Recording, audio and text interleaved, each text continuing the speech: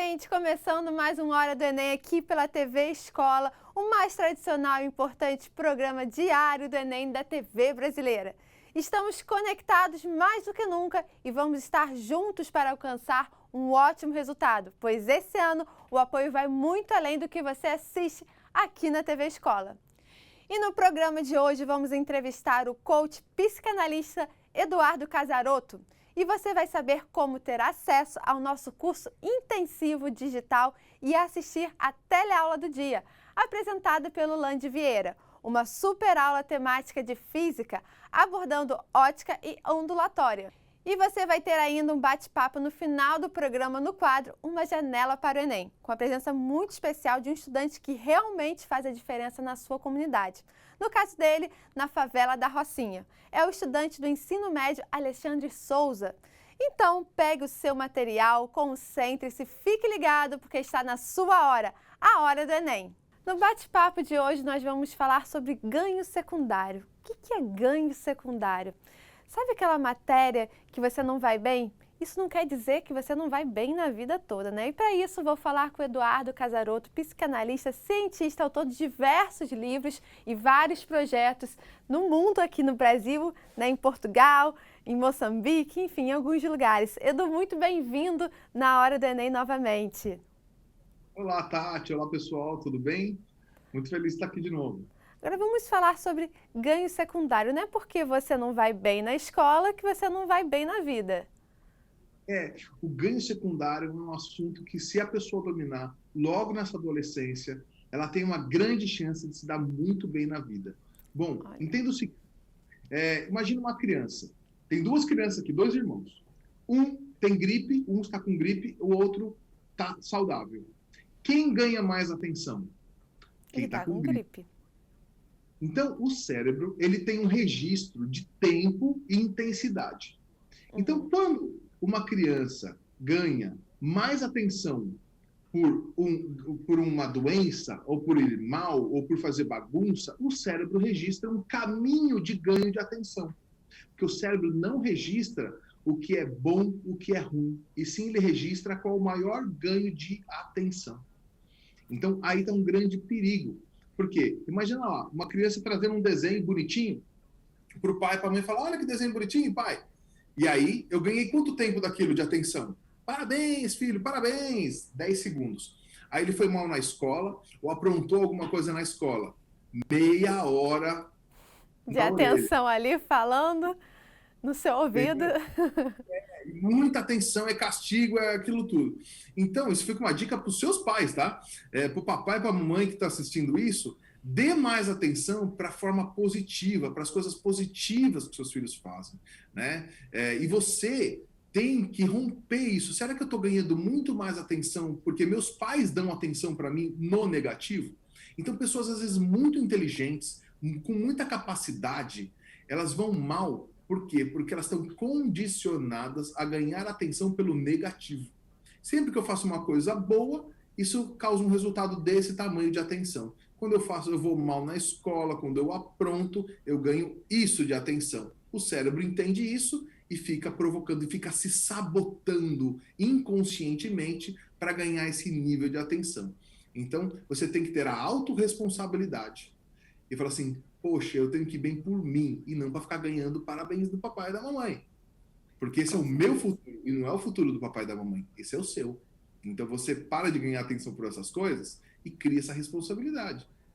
Ou seja, ele chamando para a responsabilidade todos os jovens, papais e mamães: olha, deem atenção para o lado positivo, e faz totalmente sentido, Casão.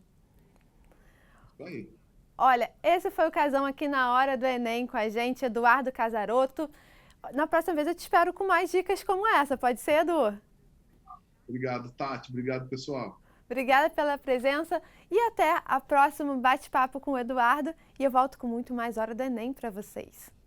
E atenção, depois do ano de 2021, com longos meses sem aulas presenciais e a falta de condições para uma preparação mais efetiva e abrangente para as provas do Enem, a TV Escola está proporcionando aos estudantes de todo o Brasil um curso de apoio e revisão intensiva que reforça o conteúdo que você assiste aqui na TV Escola.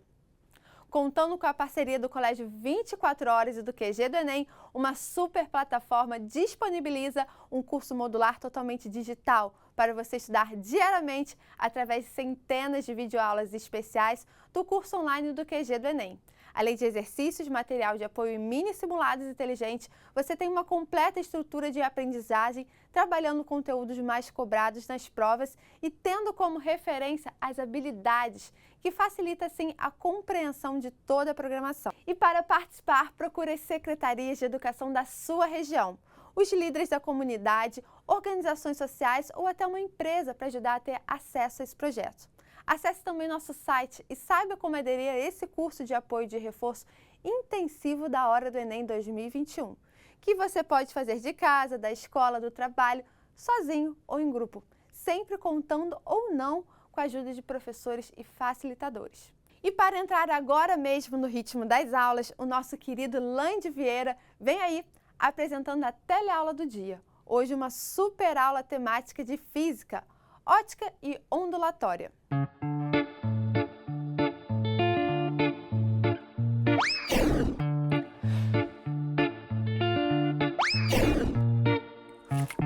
Ô, Andresa, que palhaçada é essa? Ih, deixa eu quieto aqui, rapaz. Tô resolvendo as questões na velocidade da luz. Ih, se ligou, ó. Aí, tu acha mesmo que resolve questões na velocidade da luz? Sinceramente, com toda sinceridade, falando a sinceridade absoluta pra tu, sim. Ah, vamos parar com essa palhaçada e roda logo essa vinheta. Ah, aqui é pra tu, rapaz, velocidade. Hora do Enem no ar e hoje é dia de física. Professor Ives Urquiza. Sou eu! Haha, e aí? Meu querido, beleza? Seja bem-vindo mais uma vez, professor. Demorou, né? Poxa, cara, mas tamo aqui. Qual é a dica, o conselho para aquele que tá paradão e precisa de um impulso inicial para montar uma rotina de estudos? Bom, já que você falou de impulso, a gente precisa lembrar que impulso é força vezes intervalo de tempo. Então, se você quer um impulso, você tem que fazer um esforço. E esse esforço tem que ter uma duração. A gente está com cada vez menos tempo disponível, então é preciso se ligar, porque para o impulso ser grande, muito esforço ou muito tempo. Como não tem muito tempo, precisa aumentar o esforço. É isso aí. Bom, você selecionou duas questões pra gente. Bora ver a primeira? Bora. Sobre agora? ótica? Sim. Então, simbora! Tá aí, questão 125 do Enem de 2018, caderno azul, primeira aplicação. É uma questão de ótica, né? Ótica não é um dos assuntos que mais cai na prova do Enem. Aí você diz, Ives, por que você escolheu uma questão de ótica, já que ela não é das questões que mais caem? Porque essa questão é sobre um fenômeno ondulatório.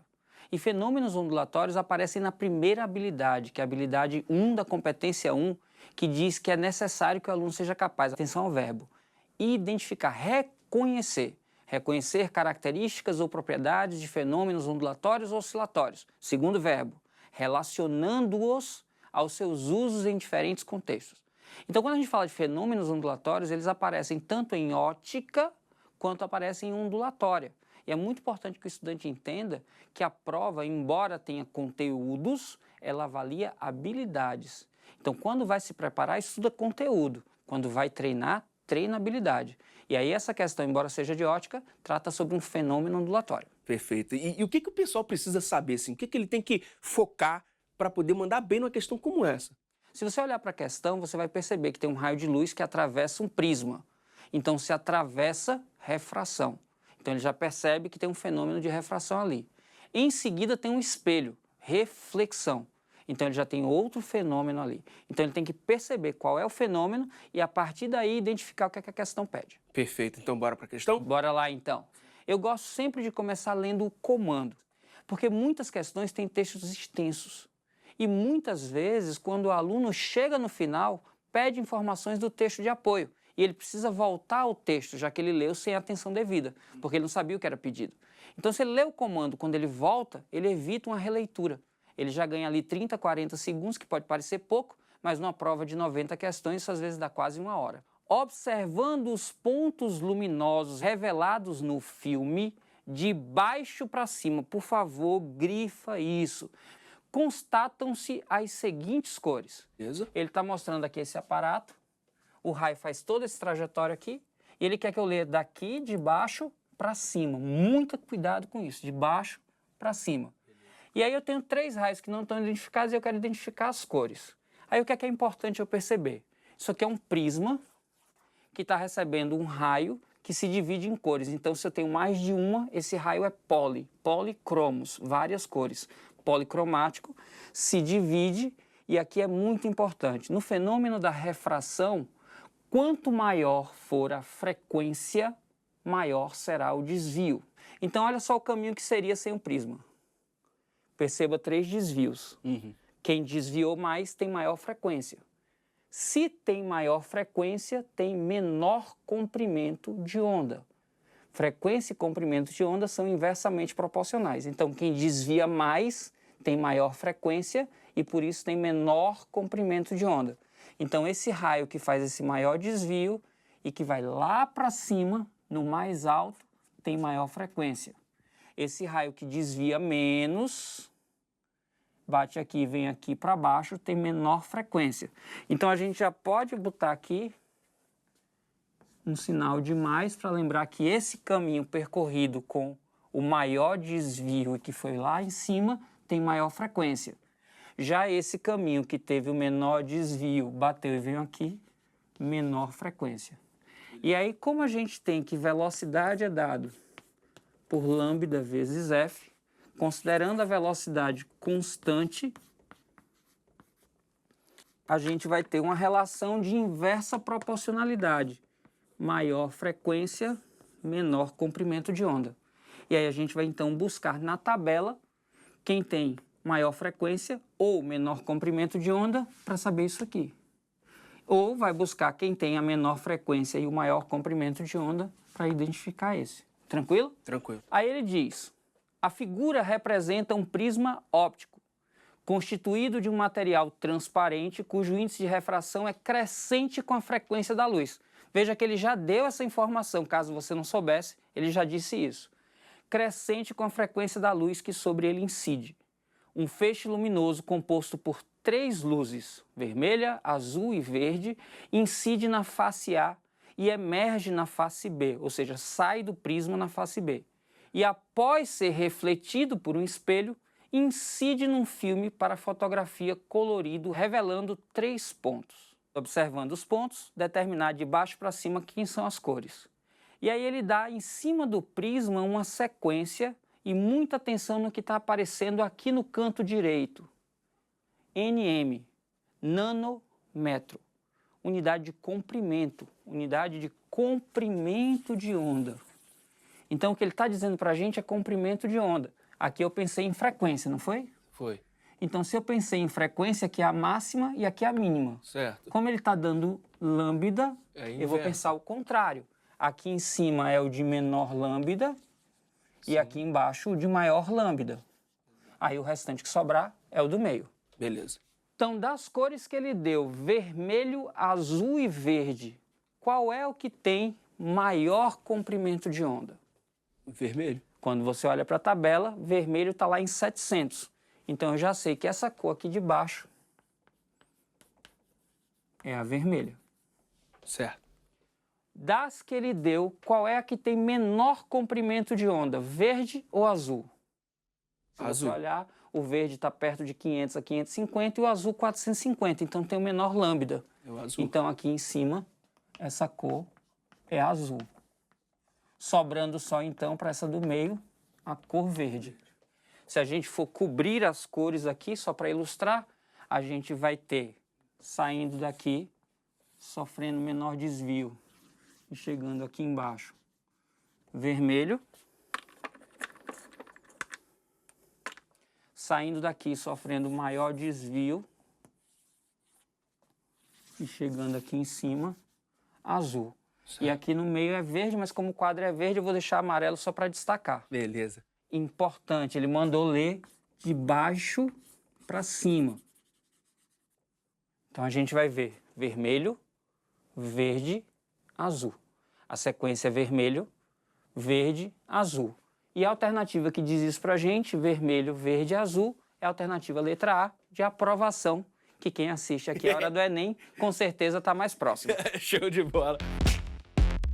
De qual outro jeito o Enem pode cobrar esse conteúdo, professor? Nossa, de tanta maneira. Inclusive, ele já cobrou. Uma coisa que é importante é que de 2009, quando mudou o Enem, para 2018, em todas, sem exceção, provas aplicadas, reaplicadas, PPL, prova verde, que começou há 2 anos, em todas existem questões da habilidade 1. Fenômenos ondulatórios é um dos conteúdos mais cobrados e por isso que é tão relevante falar sobre ele. Essa parte em particular de refração, tudo que provoca desvio, por exemplo, quando você olha para uma piscina que tem uma percepção errada da profundidade dela, é porque a luz desvia.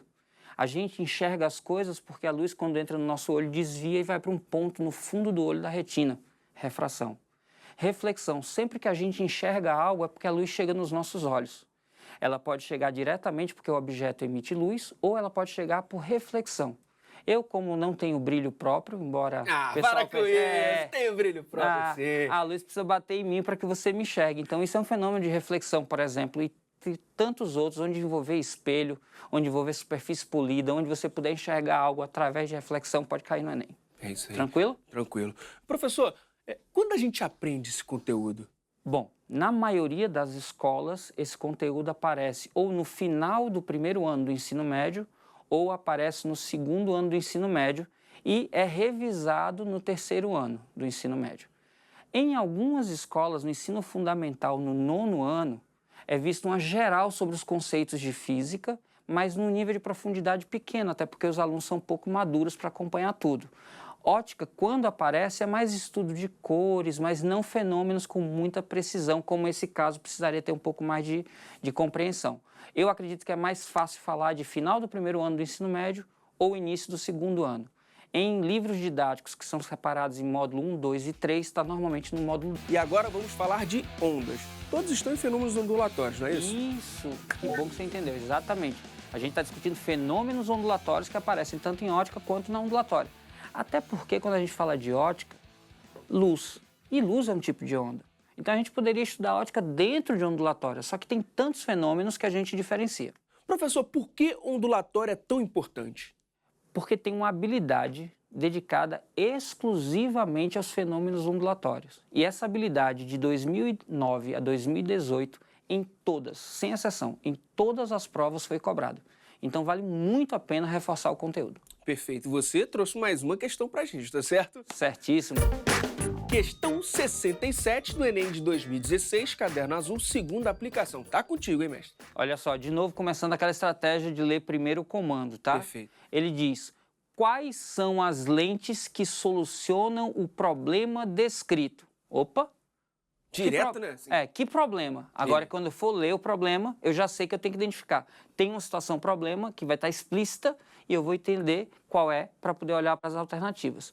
Como é tudo figura, são óculos, então provavelmente é alguma coisa do óculos interagindo com luz. Vamos procurar alguma coisa aí.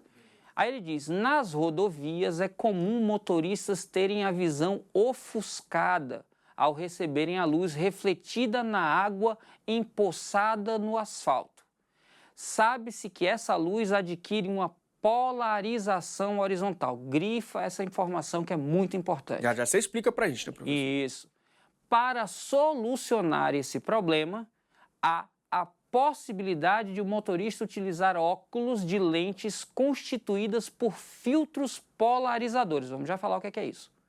As linhas nas lentes dos óculos representam o eixo de polarização dessas lentes. Então veja que a letra A, as linhas são verticais, na letra B são inclinadas, oblíquas, na letra C eu tenho vertical e horizontal, uma lente de cada tipo, na letra D eu tenho ambas horizontais e na letra E aparentemente não tem polarização porque a lente é lisa. Tranquilo? Tranquilo. Vamos pensar em onda. Quando você pensa numa onda, você pensa numa vibração. Certo. Tudo bem isso? Sim. Pronto. Existem, nas classificações das ondas, 2 tipos de vibração. A vibração que acontece na linha da propagação da onda e aquela que acontece perpendicular a essa linha. Como assim? Quando eu estou me comunicando, falando com você agora, o ar passa pelas minhas pregas vocais, que interrompem a passagem do ar ou deixam o ar passar. Isso cria uma região de alta pressão quando as pregas abrem e de baixa pressão quando as pregas fecham. Na frente da minha boca, o ar é empurrado. Mais pressão comprime, menos pressão relaxa. E aí esse movimento perturbatório vai chegar no seu tímpano, que é uma película fina, quando bate com mais pressão, deforma mais. Quando bate com menos pressão, deforma menos, e ele vibra à medida que as minhas pregas se movimentam. Como foi de mim para você, eu posso traçar uma linha que representa a direção de propagação. Sim. Ao longo dessa linha, o ar se movimentou paralelamente. Isso representa uma onda que a gente chama de longitudinal. Agora, se eu pedir para você segurar uma corda, Sim. segura a corda. Segurei a corda. Esticou a corda. Tá aí. Se eu tanger essa corda, como uma corda de violão, Sim. quando eu tanjo essa corda, ela, por ser elástica, ela se deforma e essa vibração, ela é perpendicular à linha da corda. A vibração se propaga e chega até você que vibra a mão do outro lado. Sim. Pronto. Então, quando eu vibro aqui, eu transfiro energia para sua mão que vibra. Alguma coisa, desculpa o mico, tá? Mas alguma coisa parecida com isso aqui, ó. Opa, lá. Ah, moleque! Essa galera de street dance, né? Pois é, então esse movimento aqui, essa vibração para cima, para baixo, enquanto a onda vai para o lado. Isso é uma onda transversal. Somente ondas transversais podem ser polarizadas. E o que é uma polarização? É uma escolha, só isso. É uma seleção. Eu separo um plano de vibração onde essa onda pode vibrar e todos os outros planos não teriam vibração. Eu não sei se seria melhor mostrar com um barbante, não sei se você tem uma corda aí. Tem? Tem, Opa. tem.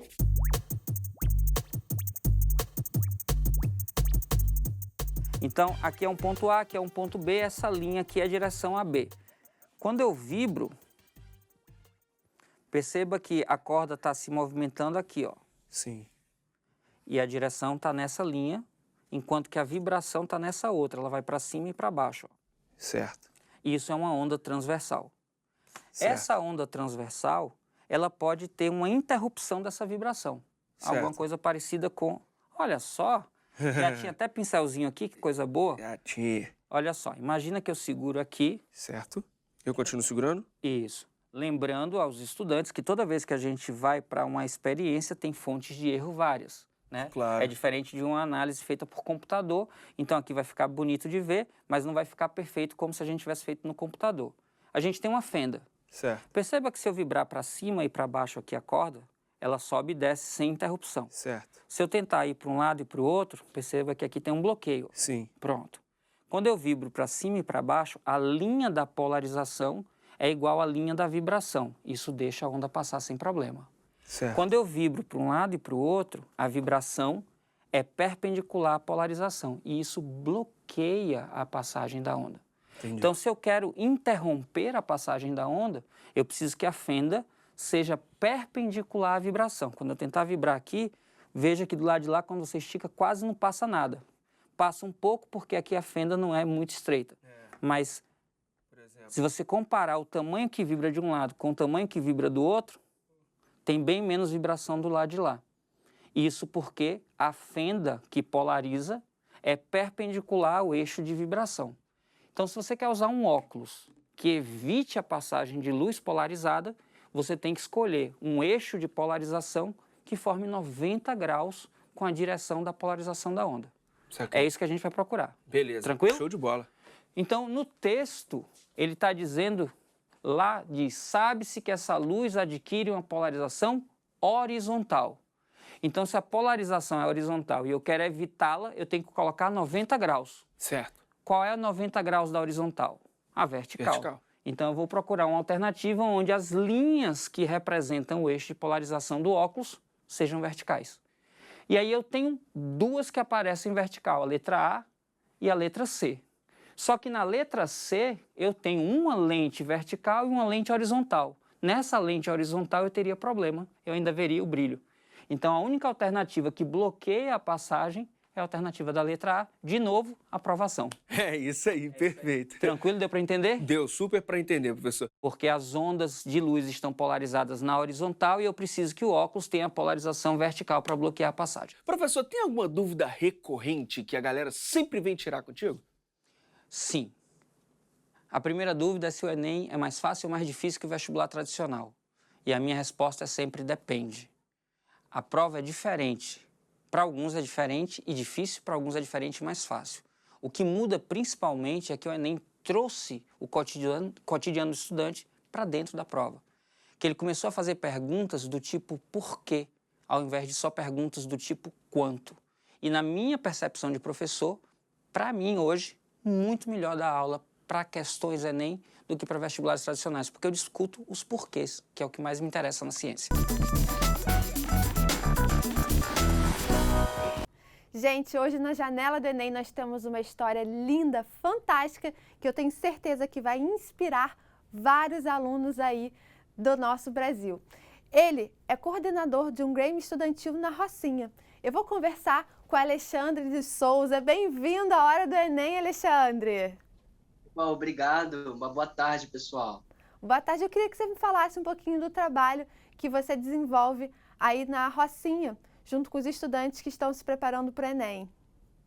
Bom, não sei se alguém conhece, né? O Grêmio Estudantil é uma ferramenta que organiza os estudantes dentro de sua unidade escolar.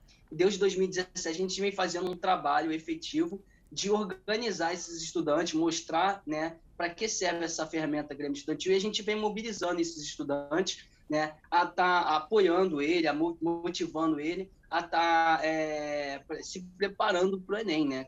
Agora que não é uma tarefa fácil, né? Agora a gente está com uma tarefa muito difícil, a gente está numa realidade da pandemia do Covid-19, então a gente está com novas estratégias, né, para estar trazendo aí um bom rendimento para esses alunos na hora do Enem. Agora vocês cuidam, né? Estão com em torno de 1.500 alunos. Quais são essas estratégias, né, que vocês estão usando nesse momento, tanto emocionais como realmente para estudar? Bom, a gente tem uma rede de Instagram, né? A gente acessa esses alunos pela internet, pelo Facebook, Instagram, pelo WhatsApp, né? A gente sempre manda mensagens motivacionais para esses alunos a continuarem a estudar, porque hoje a gente tem uma plataforma, né, um pouco complicada de tantos professores e alunos entenderem, porque a gente está numa realidade, né, do isolamento ainda, da pandemia do Covid-19. Então, a gente está hoje trabalhando pela plataforma, que é o Aplix, então a gente direciona esses alunos para a plataforma para ter um melhor rendimento, né? Muito bom. E qual a dica que você daria para quem está assistindo a gente para fazer um apoio como você está dando aí na Rocinha? Olha, motiva seus colegas, né? Fala para não desistir, porque o jovem hoje está numa fase onde ele divide o trabalho e o estudo, né? Então é uma tarefa difícil, a gente sabe disso, mas que vamos continuar, não abandonar, vamos potencializar, né, o estudo, porque o estudo ele nos mostra, ele nos abre a porta. Então, a partir daí, a gente consegue. Conhecimento é bom, né? Compartilhar conhecimento é muito bom. Então, por isso, queria deixar esse recado: não desista, vamos continuar, vamos fazer uma prova do Enem. E é isso aí, bola para frente, estudo para frente, que com estudo que a gente consegue conversar, dialogar com diversos universos. Né? Agora, para encerrar, você falou de mensagem motivacional. Qual é a mensagem que você deixa aqui na hora do Enem? Olha, eu deixo que o Enem, galera, o Enem é muito bom, a gente precisa fazer essa prova, a gente precisa ir para o vestibular, né?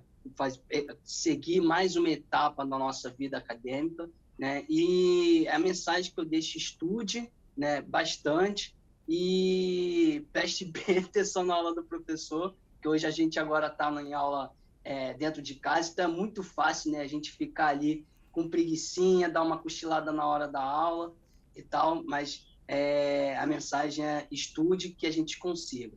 Com certeza. Quero agradecer demais a sua presença aqui na Hora do Enem. Parabéns pelo trabalho que você vem desenvolvendo. Eu sei que não é só esse trabalho, esse projeto que você tem na Rocinha, tem outros tantos, e você é uma inspiração para vários jovens do Brasil. Obrigada. Muito obrigado pela participação na casa. Obrigada, Alexandre. E esse, gente, foi Alexandre participando aqui da Janela do Enem no nosso programa. E assim chegamos ao final do nosso programa de hoje, sempre unindo conteúdo, orientação e dicas e muito apoio para você, porque estamos na hora do Enem e a gente permanece aqui do seu lado. Agora também com o nosso curso intensivo multiplataforma, que você pode acessar de qualquer lugar do Brasil. Veja mais informações no nosso site e siga em frente. Porque é preciso recuperar o tempo perdido, é hora de ter confiança, é hora de estudar. Confie em você, tenha fé e continue muito firme. Lembre-se, estamos conectados cada vez mais, pois essa é a sua hora, a Hora do Enem. Até amanhã com mais Hora do Enem para vocês.